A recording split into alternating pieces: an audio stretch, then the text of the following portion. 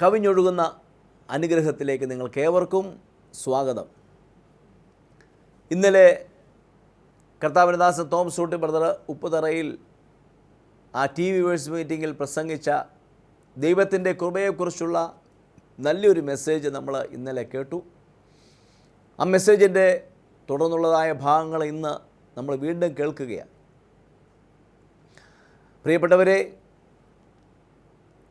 ഇന്ന് നമ്മളിങ്ങനെ ഈ TV സ്ക്രീനിൻ്റെ മുമ്പിലൊക്കെ ഇരുന്ന് ദൈവവചനം കേൾക്കുന്നതും നമ്മൾ ആരോഗ്യത്തോടെ ഓടി നടക്കുന്നതും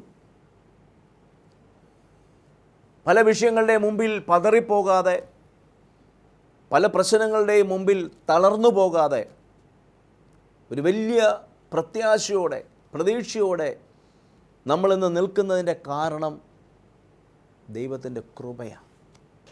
ഇന്ന് ആ കൃപ നിങ്ങളുടെ ജീവിതത്തിൽ വ്യാപരിക്കട്ടെ എന്ന് ഞാൻ പ്രാർത്ഥിക്കുന്നു. തീരത്തില്ല പ്രിയപ്പെട്ടവരെ. ദൈവത്തിൻ്റെ കൃപ ഉള്ളിടത്തോളം കാലം ഏത് വിഷയത്തിൽ നിന്നും വിടുതൽ അനുഭവിക്കുവാൻ ഒരു സാധ്യതയുണ്ട്. അതുകൊണ്ട് നമുക്ക് ഇന്നത്തെ വചനത്തിലേക്ക് നമുക്ക് പ്രവേശിക്കാം. ഇന്ന് കേൾക്കുന്ന വചനം നിങ്ങളുടെ ജീവിതത്തിന് വലിയൊരു പ്രതീക്ഷയും പ്രത്യാശയും നൽകുന്നതിന് കാരണമാകട്ടെ. കർത്താവ് നിങ്ങളെ അനുഗ്രഹിക്കും.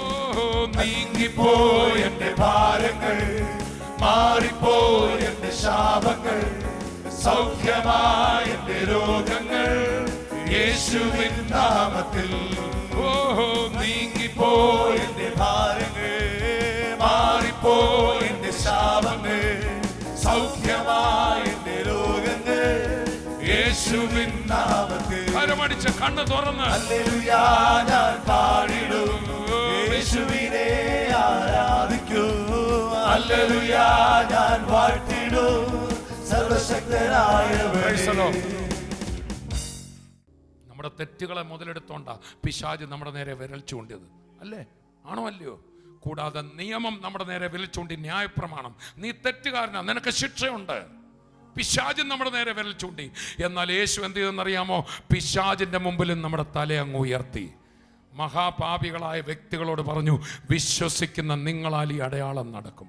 എൻ്റെ നാമത്തിൽ വിശ്വസിക്കുമ്പോൾ ഇനി സാത്താൻ നിങ്ങളെ തോപ്പിക്കത്തില്ലെന്ന് മാത്രമല്ല, എൻ്റെ നാമത്തിൽ നിങ്ങൾ സാത്താനോട് വിട്ടുപോകാൻ പറയും. പാപിയെന്നും പറഞ്ഞ് മാറിയിരുന്ന ദൈവവൈതലെ, യേശുവിൽ വിശ്വസിക്കുന്ന നിമിഷം മുതൽ നീ സാത്താൻ്റെ മുമ്പിൽ തല വണക്കുന്നവനല്ല, സാത്താനെ ഓടിക്കുന്ന വ്യക്തിയായിട്ട് മാറും. ദൈവത്തിൻ്റെ പൈതലെ, കൃപ നിന്റെ തല ഉയർത്താൻ വന്നതാ. ചേർന്ന് കർത്താവിനെ സ്തുതിച്ചാട്ടെ. സ്വന്തം തെറ്റുകളെക്കുറിച്ച് ഓർത്തുകൊണ്ടിരിക്കാതെ ഹല്ലേലൂയ ഹല്ലേലൂയ. ആ മുടിയനായ പുത്രനും ഉണ്ടല്ലോ, അവൻ വീട്ടിലേക്ക് മടങ്ങി വരുമ്പോൾ സ്തോത്രം, വാസ്തവത്തിൽ അപ്പൻ്റെ കൃപയെക്കുറിച്ചല്ല അവൻ കാര്യമായിട്ട് ഓർത്തത്. അവനെല്ലാം നഷ്ടപ്പെട്ടു, അപ്പൻ്റെ വീതമെല്ലാം നഷ്ടപ്പെടുത്തി, ഒന്നുമില്ലാത്തവനായി പന്നിയെ തീറ്റുന്നവനായി കിടക്കുമ്പോൾ, എല്ലാം നഷ്ടപ്പെട്ട് കിടക്കുമ്പോൾ അവിടെ കിടന്നവൻ ചിന്തിച്ചു, എൻ്റെ അപ്പൻ്റെ എത്ര കൂലിക്കാർ തിന്ന് ശേഷിപ്പിക്കുന്നു. അവൻ രണ്ട് കാര്യങ്ങളാണ് പ്രധാനമായിട്ട് ഓർത്തത്. ഒന്ന്, എൻ്റെ അപ്പന് ധനവാനാണ്. എന്താണ് ഓർത്തത്? എൻ്റെ അപ്പൻ. രണ്ട്, കൂലിക്കാർ തിന്ന് ശേഷിപ്പിക്കുന്നു. ഞാൻ വീട്ടിൽ ചെന്ന് പറയും, എന്നെ എങ്ങനെ കൈക്കൊള്ളണം? കൂലിക്കാരനെ പോലെ. വാസ്തവത്തിൽ അപ്പൻ്റെ ദയ അല്ല പുള്ളി ഓർത്ത്. ഒരു കൂലിക്കാരൻ അധ്വാനിക്കുന്ന പോലെ ഞാൻ എന്തോ ചെയ്ത് കൂലി നേടാമെന്നാണ് ഓർത്തല്ലേ? അങ്ങനല്ലേ ഓർത്തേ? ആണോ അല്ലയോ? കൃപ നോക്കി അല്ല വന്നത്. എന്നാൽ ഓടി ഈ മകൻ വന്നപ്പോൾ ഈ മകൻ ഓർത്തത് കൂലിക്കാരനെ പോലെ അപ്പം കാണുവള്ളുന്ന. പക്ഷെ കൃപയുടെ കടൽ ഞാൻ നിങ്ങളെ പരിചയപ്പെടുത്തട്ടെ, കൂലിക്കാരനെ പോലെ കാണത്തില്ല. തെറ്റ് പറ്റിയവരോട് ഞാൻ പറയട്ടെ, ദൈവത്തെ വിട്ട് ഓടിയവരോട് ഞാൻ പറയട്ടെ, പാപം ചെയ്തവരോട് ഞാൻ പറയട്ടെ, നിന്നെ തെറ്റുകാരനായി കാണത്തില്ല, മറിച്ച് ഓടി വന്ന് നിനക്ക് മുത്തം തരും. നമ്മൾ വായിക്കുന്നു, ഈ മുടിയനായ പുത്രൻ പന്നിക്കുഴിയിൽ പോലും ഒന്നും കിട്ടാതെ തകർന്നവൻ ഓടി വന്നപ്പോൾ ഈ അപ്പൻ എന്ത് ചെയ്തു? ഈ മകനെ ഓടിച്ചെന്ന് ഉമ്മ വെച്ചു. ഉമ്മ വെച്ചപ്പോൾ ഈ മകന് പിടികിട്ടി. അന്നേരം മനസ്സിലായ അപ്പൻ കൃപയുള്ളവനും കൂടെ ആണല്ലോ. കൃപ കണ്ടു കഴിഞ്ഞപ്പോൾ പുള്ളി അധ്വാനം അങ്ങ് മാറ്റിവെച്ചു. ഞാൻ വേലക്കാരനെ പോലെ അവിടെ പോയി ജോലി ചെയ്തിട്ട് വല്ലതും തിന്നുവെന്നല്ലേ വിചാരിച്ച്. പക്ഷെ കൃപ കണ്ടപ്പോൾ താൻ തീരുമാനിച്ചു, ഇനി വേലക്കാരനാകാൻ ഞാനില്ല, ഈ കൃപ തന്നെ എന്നെ ഉയർത്തും. കൃപയുള്ള പിതാവ് പറഞ്ഞു, മോനെ നീ വേലക്കാരനാകാനല്ല വന്നത്, നീ അങ്ങോട്ട് കയറിയ സിംഹാസനത്തിൽ ഇരുന്നേ. വേലക്കാരെ ഇങ്ങോട്ട് വിളിച്ചിട്ട് പറഞ്ഞു, ഇവന് മോതിരം കൊടുത്തേ, ഇവൻ്റെ കാലെ ചെരുപ്പ് കൊടുത്തേ, ഇവൻ്റെ കൈക്ക് മോതിരം കൊടുത്തേ, ഇവന് വേണ്ടി ഒരു വിരുന്നൊരുക്കി കാളക്കൊട്ടിയെ അറുത്ത് ഇവന് കൊടുത്തേ. ചേർന്ന് കർത്താവിനെ സ്തുതിക്കാം. കരമടിച്ച് വായ് തുറന്ന് കർത്താവിനെ സ്തുതിക്കാം. ചേർന്നൊരു ഹല്ലേലൂയ പറഞ്ഞാട്ടെ. ആർപ്പോടെ കർത്താവിനെ സ്തുതിക്കുക, ആർപ്പോടെ കർത്താവിനെ സ്തുതിക്കുക. ഹല്ലേലൂയ, ഹല്ലേലൂയ. സ്വന്തം ശ്രമം കൊണ്ട് അവിടെ കടന്നുകൂടാമെന്ന ഓർത്ത്. സ്വന്തം ശ്രമം കൊണ്ടാണോ കടന്നുകൂടിയേ? പറഞ്ഞാട്ടെ, അല്ല, അപ്പൻ്റെ കരുണ കൊണ്ട്. അടുത്തിരിക്കുന്ന ആൾ പറഞ്ഞു, ഒന്നും ചെയ്യണ്ട, തെറ്റ് പറ്റിയതൊക്കെ കർത്താവിന് അറിയാമെന്ന് പറഞ്ഞ് കൂടുതലൊന്നും പറയണ്ട, കൂടുതലൊന്നും ചെയ്യണ്ട, അവിടെ ഒന്നും കൊടുക്കണ്ട, നീ അങ്ങ് ചെന്നാ മാത്രം മതി. നിന്നെ കയറ്റിയിരുത്താൻ പോകുന്ന സിംഹാസനത്തിലാ. ഇന്ന് എത്ര പേർ കൃപയിൽ ആശ്രയിക്കും? ഇന്നത്തെ വിശ്വാസികൾക്കും പറ്റിയെന്നറിയോ? കൃപയിൽ ആശ്രയിക്കുന്നതിനേക്കാൾ അവരുടെ പ്രവൃത്തിയിൽ അവർ ആശ്രയിക്കുന്നു.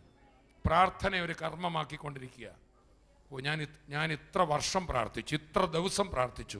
അവരുടെ പ്രവൃത്തിയാക്കുക. കൈകൊടുത്ത് പറഞ്ഞേ, പ്രാർത്ഥനയെ പ്രവൃത്തിയാക്കരുത്, ഉപവാസത്തെ മതകർമ്മമാക്കരുത്. നോ. നീ കുറേ കൂടുതൽ ദിവസം പ്രാർത്ഥിക്കുന്നതുകൊണ്ടല്ല വിടുതൽ. നിന്റെ വരവ് കാണുമ്പോഴേ അപ്പന് മനസ്സലിഞ്ഞിരിക്കുക. ഹല്ലേലൂയ. യേശു ക്രിസ്തുവിൽ ഒരു മതകർമ്മവും ഇല്ല. ഒരു മകൻ അപ്പാ എന്ന് പറഞ്ഞ് ഓടിച്ചെല്ലുമ്പോൾ നിന്നെ അവൻ സ്വീകരിക്കുന്നത് രാജാവായിട്ടാ. ആ യേശുവിലേക്കൊന്ന് തിരിഞ്ഞ് കൃപയുടെ കടൽ ഇന്ന് പകലിവിടെ ഒഴുകുന്ന, ഇന്ന് പകലിവിടെ നിറഞ്ഞു നിൽക്കുന്ന കൃപയുടെ കടൽ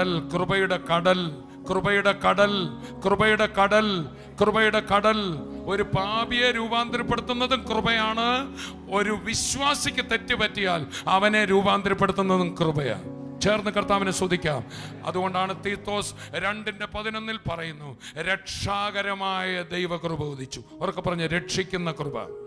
അടുത്ത വാക്യത്തിൽ പറയാം, വിശ്വാസികളോട് പറയാ, ഇതേ കൃപ നിങ്ങളെ പാപമില്ലാതെ വിശുദ്ധിയിൽ ജീവിക്കാൻ നിങ്ങൾക്ക് ശിക്ഷണം നൽകും, ഡിസിപ്ലിൻ തരും. ഒരു വിശ്വാസി തെറ്റ് ചെയ്യുമ്പോൾ ആ ദൈവസ്നേഹം വീണ്ടും വെളിപ്പെടുത്തുമ്പോൾ നമുക്ക് മാനസാന്തരം ഉണ്ടാവും. കർത്താവിൻ്റെ സ്നേഹം കണ്ടൊരു വ്യക്തിക്ക് പാപത്തിൽ തുടരാനൊക്കത്തില്ല. Hallelujah, hallelujah. രക്ഷിക്കുന്ന കൃപ, ശിക്ഷണം നൽകുന്ന കൃപ. ഉറക്കെ പറഞ്ഞാട്ടെ. പാപിയെ രക്ഷിക്കുന്നതും കൃപയാ. പിന്നെ പറഞ്ഞാട്ടെ, ഒരു വിശ്വാസിയെ തെറ്റുകളിൽ നിന്ന് വിശുദ്ധിയിലേക്ക് ജീവിക്കുമാറാക്കുന്നതും പേടിപ്പിച്ചിട്ടല്ല. നീ നരകത്തിൽ പോവും, വിശുദ്ധിയിൽ ജീവിച്ചില്ല, യേശു വരുമ്പം കൊണ്ടുപോവുകയല്ല, ഇതൊന്നും പറഞ്ഞിട്ടല്ല. ആ പത്രോസ് തെറ്റ് ചെയ്തപ്പോൾ യേശു എന്ത് ചെയ്തു?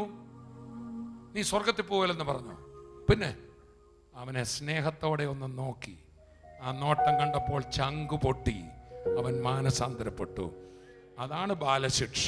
ചേർന്ന് കർത്താവിനെ സ്തുതിക്കാം. ഒരു പാപിയെ രക്ഷിക്കുന്നതും കൃപ, ഒരു വിശ്വാസിയെ ഡിസിപ്ലിൻ ചെയ്യുന്നതും ദൈവത്തിൻ്റെ കൃപയാണ്. അതുകൊണ്ടാണ് ഒരു ദൈവ പൈതൽ, ഒരു വിശ്വാസി, അവൻ തെറ്റ് ചെയ്യുമ്പോൾ പരിശുദ്ധാത്മാവ് ദുഃഖിക്കും. Praise the Lord. കർത്താവ് നമ്മളെ സ്നേഹത്തോടെ നോക്കും. തള്ളിപ്പറഞ്ഞ പത്രോസിനെ നോക്കിയതുപോലെ. അടുത്തിരിക്കുന്ന ആളോട് പറഞ്ഞ്, കർത്താവിൻ്റെ ബാലശിക്ഷ സ്നേഹമാണെന്ന് പറഞ്ഞാട്ട്. നമ്മളിങ്ങനെ വായിക്കുന്നു, കർത്താവ് താൻ സ്നേഹിക്കുന്ന മക്കളെ ശിക്ഷിക്കുന്നു. പലരും വിചാരിച്ചിരിക്കുന്ന രോഗവും ദാരിദ്ര്യവും ഇടുമെന്ന്. നോ. ഞാനും നിങ്ങളും തെറ്റിയാൽ സ്നേഹത്തിൻ്റെ വചനം അവൻ തരും. അത് തന്നു കഴിയുമ്പോൾ ഹൃദയം പൊട്ടിപ്പോവും. ഹല്ലേലൂയ. അടുത്തിരിക്കുന്ന ആൾ പറഞ്ഞാട്ടെ, സ്വന്തം പ്രവൃത്തി കൊണ്ട് കുളിക്കാൻ നോക്കാതെ, പറഞ്ഞേ, കയ്യിലുള്ള കൊച്ചു ചിരട്ടയിലെ വെള്ളം കൊണ്ട് കുളിക്കാൻ നോക്കാതെ ഒന്ന് കൃപയുടെ അടുക്കലേക്ക് വന്നേ. വിശ്വാസി തെറ്റിപ്പോയെങ്കിലും അങ്ങോട്ട് തന്നെ വരണം. പറഞ്ഞാട്ടെ. പാപിക്ക് കുളിക്കാനും വിശ്വാസിക്ക് കുളിക്കാനും ഒരേ കടലാ ഉള്ളതെന്ന് പറഞ്ഞാട്ടെ. ഒന്ന് പറഞ്ഞാട്ടെ. പാപിക്ക് കുളിക്കാനും വിശ്വാസിക്ക് കുളിക്കാനും ഇവിടെ ഇതാ ഒരു ശുദ്ധവെള്ളം തുറന്നിരിക്കുന്നു. അവൻ്റെ രക്തം സകല പാപവും പോക്കി നമ്മെ വിശുദ്ധീകരിക്കുന്നു. യോഹന്നാൻ പറയാണ്, യേശുവിൻ്റെ ഇതേ കൃപയുടെ കടൽ തന്നെയാണ് നമ്മെ വിശ്വാസികളെ വിശുദ്ധീകരിക്കുന്നു. പിന്നെ പറയാ, അതേ രക്തം ലോകത്തിൻ്റെ പാപത്തിനും മതിയായത്.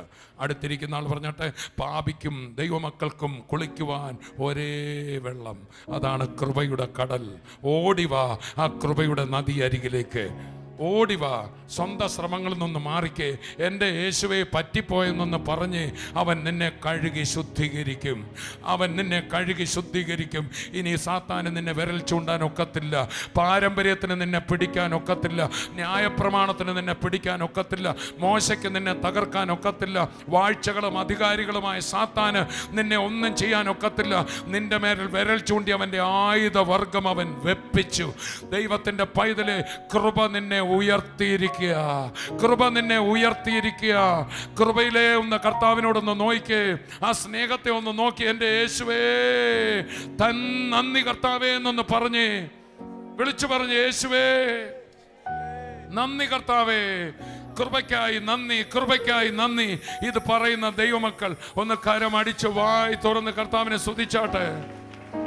എല്ലാവരും ഒന്ന് എഴുന്നേറ്റ് നിന്ന് ഓടിവാ, കൃപയാം നദി അരികിൽ നിന്റെ മലിനത നീക്കാൻ പാപി. ഓടിവാ, കൃപയാ നദി അരികിൽ നിന്റെ മലിനത നീക്കാൻ പാപി. ഓടിവാ, കൃപയാ നദി അരികിൽ തേടി നിന്നെ കാണാനേറ്റം വാടി വേണമെന്നവനുള്ള ഓടി വന്നു പാടുകൾ കുരിശിൽ നേടി നിന്റെ രക്ഷ യേശു. ഓടിയോട് ഉയർത്തു പിത, ഓടിരുന്നു മധ്യസ്ഥന കേണപേക്ഷിക്കുന്നു വേഗം. ഓടിവാ, കൃപയാ നദി അരികിൽ നിന്റെ മലിനത നീക്കാൻ പാപി. ഓടിവാ, കൃപയാ നദി അരികിൽ. അതുകൊണ്ട് സ്തോത്രം. നമ്മുടെ ജീവിതത്തിൽ തെറ്റുപറ്റിപ്പോയോ? ആ സ്നേഹത്തിലോട്ടൊന്ന് നോക്കിയേ. ഇനി നിങ്ങൾക്ക് തെറ്റ് ചെയ്യാൻ പറ്റത്തില്ല. പിന്മാറ്റം വന്നു പോയോ? എന്നിട്ടും കർത്താവ് സ്നേഹിക്കുക. ആ കൃപയുടെ കടൽ ഇവിടെ തുറന്നിരിക്കുക. അശുദ്ധികൾ ഒഴിച്ചു നിൻ അകൃത്യങ്ങൾ അകറ്റിയിടാൻ വിശുദ്ധിയൻ തുറവയൻ തുറന്നു മതിൽ കുളിച്ചു നീ അനുദിനം വെളുപ്പിച്ചങ്കിയ പിന്നെ കുളിച്ചിടുത്തടിച്ചു നീ വിശുദ്ധനായി വളർന്നിടും. ഓടിവാ, കൃപയാൽ നദി അരികിൽ നിന്റെ മലിനത നീക്കാൻ പാപി. ഓടിവാ, കൃപയാൽ നദി അരികിൽ.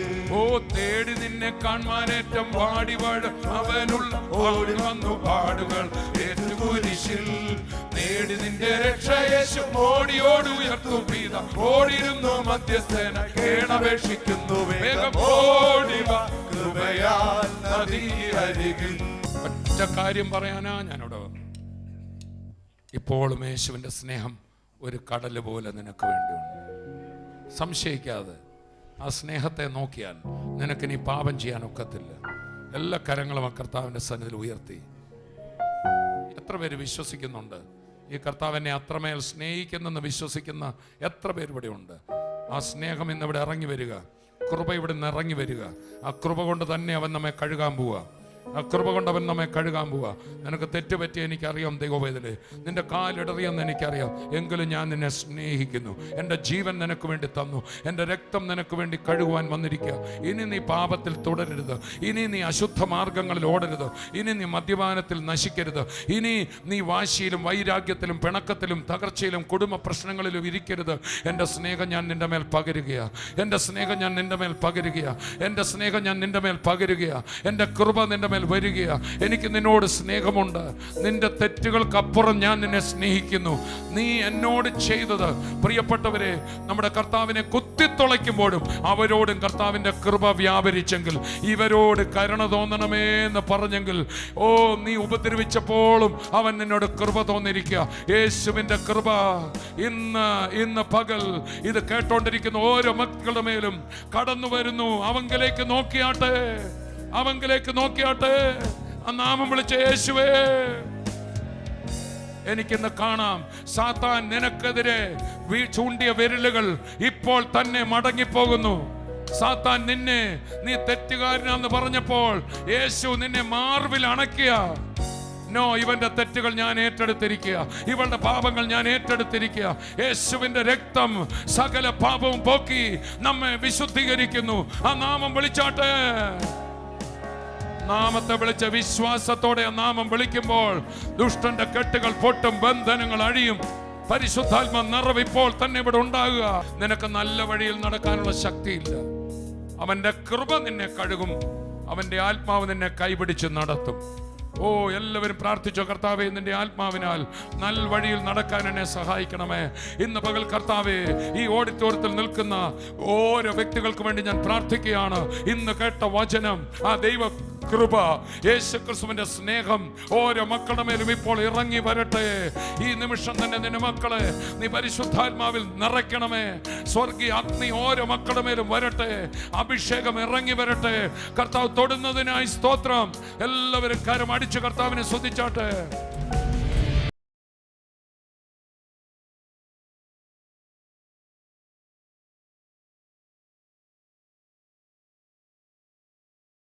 അഞ്ച് വർഷമായിട്ട് സന്ധിവാദം നിമിത്തം ദൈവം പറയാം, കൈയൊന്ന് അനക്കാനോ സ്കൂട്ടർ ഓടിക്കാൻ ആക്സിലേറ്റർ പോലും കൊടുക്കാൻ പറ്റാതെ അതിവേദന അനുഭവിച്ച് കിടക്കും. ഈ കൈക്ക് ഇങ്ങനെ വേദനയായിരുന്നു. ബാത്റൂമിലൊക്കെ പോയിരിക്കുമ്പോൾ ഇങ്ങനെ എന്നിട്ട് എഴുന്നേക്കാൻ പറ്റത്തില്ല. ഇപ്പം അത് ഫ്രീയാണ്. ഈ കാലതേ ഇങ്ങനെ മടക്കാൻ പറ്റില്ലായിരുന്നു. ഇങ്ങനെ മടക്കാൻ പറ്റത്തില്ല. ഇവിടെ വന്ന് കാണിച്ചു.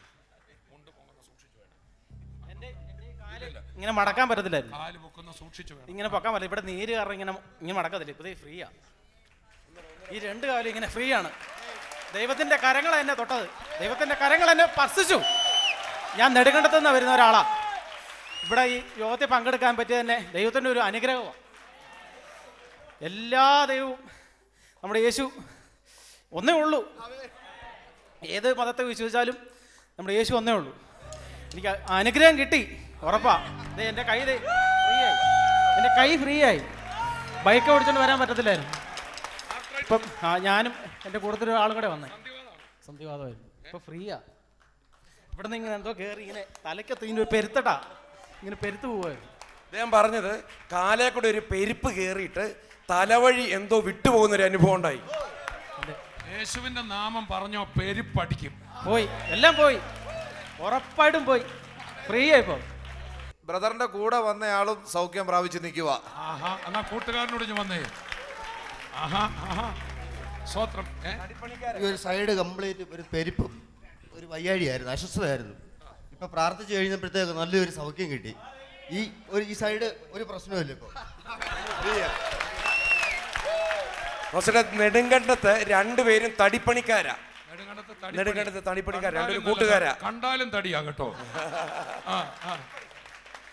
ഈ സൈഡ് കൈക്കകത്തെല്ലാം വേദനയായിരുന്നു. ഈ സൈഡ് മൊത്തം തളർന്നു പോകുമായിരുന്നു. ഇപ്പൊ അങ്ങ് ഭേദമായി. പെട്ടെന്ന് ഒരു ഞെട്ടൽ പോലെ വന്ന് പെട്ടെന്ന് അതങ്ങ് മാറി.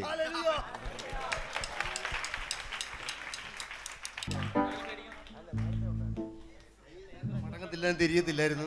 അപ്പൊ കൈക്ക് നല്ല ഉണർവായി. എത്ര നാളായിട്ടുണ്ട്? ഒരു വർഷമായിട്ടുള്ളതാ. ഒന്നും പറ്റിയ പെരുപ്പ്, കാലിൽ ഒരു പെരുപ്പ് കയറി വരുന്നു. പിന്നെ അങ്ങ് മസിൽ കയറും ഇവിടെ. പിന്നെ ഒരു സൈഡ് അങ്ങ് വലിച്ചു പോയി, തളർന്നങ്ങ് പോകും.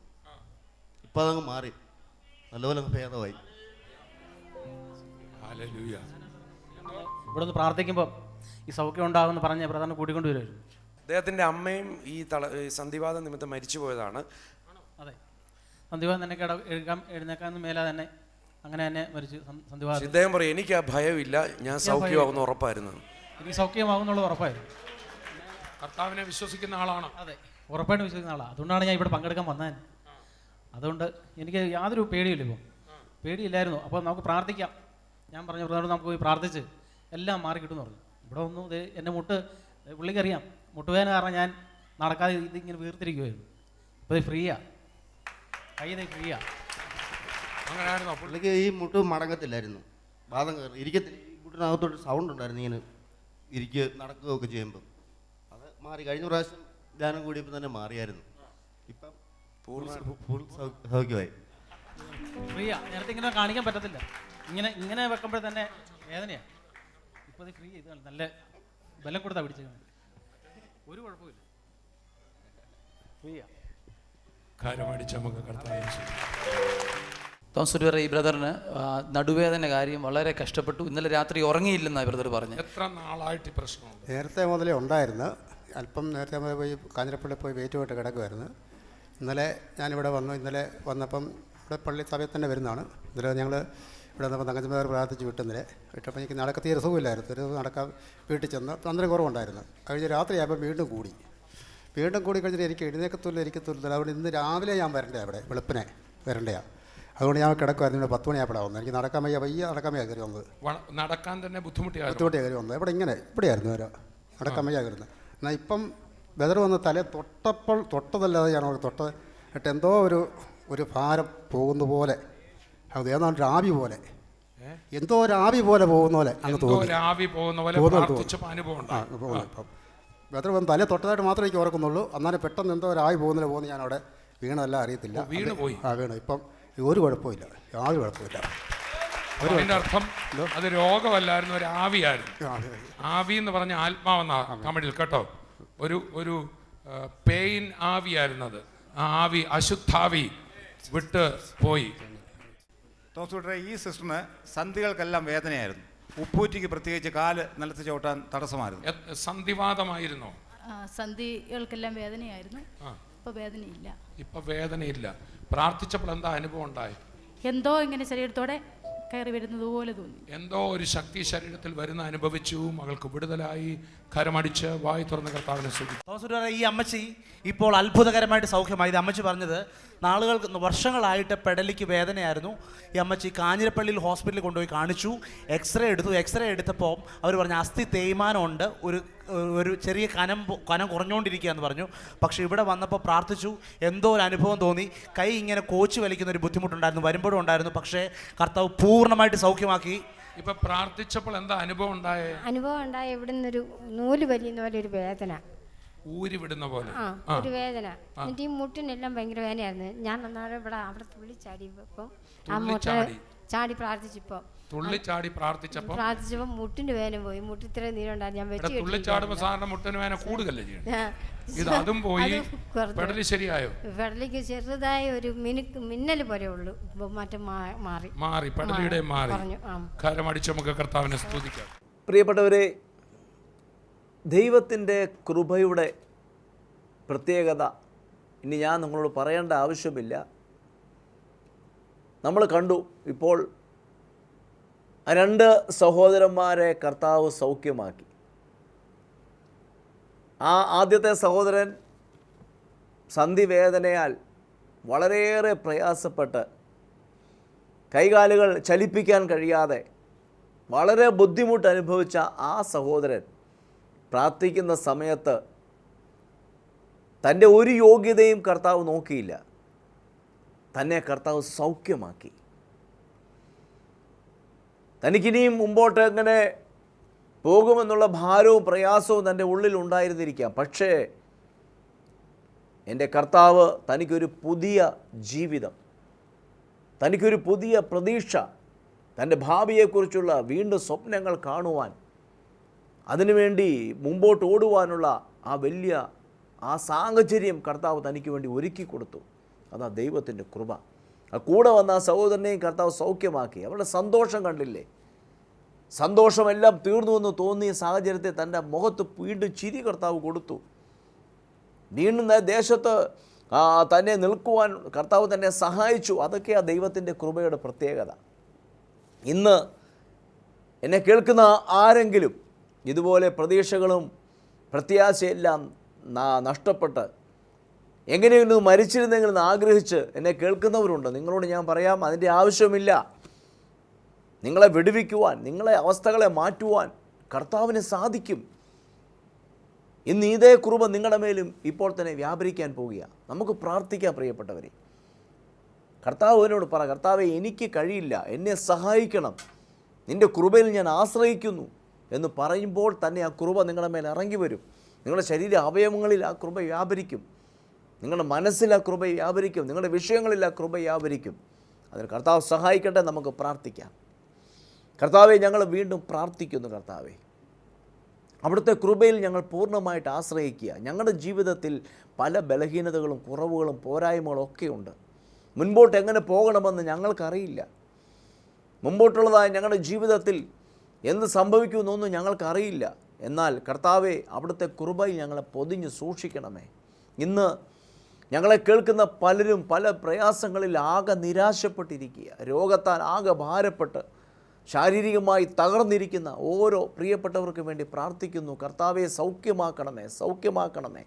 യേശുവിൻ്റെ നാമത്തിൽ ആ സന്ധി വേദനകൾ ഇപ്പോൾ തന്നെ സൗഖ്യമാകട്ടെ. ഞരമ്പുകൾക്ക് ജീവൻ വ്യാപരിക്കട്ടെ. അസ്ഥികൾക്ക് സൗഖ്യം വരട്ടെ. മനസ്സിന് സൗഖ്യം വരട്ടെ. യേശുവിൻ്റെ നാമത്തിൽ ഹാർട്ടിൻ്റെ പ്രയാസമായിട്ട് ഓപ്പറേഷൻ ചെയ്യാൻ നിവൃത്തിയില്ലാതെ സാമ്പത്തികമായി ഭാരപ്പെട്ടിരിക്കുന്ന ആരൊക്കെ കേൾക്കുന്നുണ്ട്, യേശുവിൻ്റെ നാമത്തിൽ പുതിയ ആ വാൽവുകൾ ഇപ്പോൾ തന്നെ സൃഷ്ടിക്കപ്പെടട്ടെ. ആ ബ്ലോക്ക് ഇപ്പോൾ തന്നെ അപ്രത്യക്ഷമാകട്ടെ. ബൈപ്പാസ് സർജറി മാറിപ്പോകട്ടെ യേശുവിൻ്റെ നാമത്തിൽ. അപ്പോൾ തന്നെ മുട്ടുകളുടെ വേദന സൗഖ്യമാകട്ടെ, പാദങ്ങളുടെ വേദന സൗഖ്യമാകട്ടെ. എല്ലാ ബ്ലോക്കുകളും ഇപ്പോൾ തന്നെ മാറിപ്പോകട്ടെ എന്ന് കൽപ്പിക്കുന്നു. എൻ്റെ കർത്താവെ, അങ്ങയുടെ കരം നീട്ടണമേ. യേശുവിൻ്റെ നാമത്തിൽ എല്ലാ നിന്ദയും മാറട്ടെ. എല്ലാവരും തള്ളപ്പെട്ടവർ ഇപ്പോൾ തന്നെ പ്രാർത്ഥിക്കുമ്പോൾ അവർ ദേശത്ത് ഭവനക്കാരുടെ ഇടയിൽ മൂലക്കല്ലായി മാറട്ടെ. സാമ്പത്തികമായ വഴികൾ തുറക്കണം കർത്താവേ. ഭവനത്തിലെ വിഷയങ്ങൾക്ക് ഒരു അത്ഭുത വിടുതൽ വരട്ടെ. പുതിയ ഭവനങ്ങൾ ഇവർക്ക് വേണ്ടി ഈ വർഷം തന്നെ ഒരുങ്ങട്ടെ. പുതിയ ഭവനങ്ങൾ വരട്ടെ. പണി തുടങ്ങി തീർക്കാൻ കഴിയാത്തവർക്ക് വേണ്ടി വഴികൾ തുറക്കട്ടെ. എൻ്റെ കർത്താവെ, അങ്ങ് അത്ഭുതം ചെയ്യാൻ പോകുന്നതിനായി സ്തോത്രം. യേശുവിൻ്റെ നാമത്തിൽ തന്നെ ആമേൻ.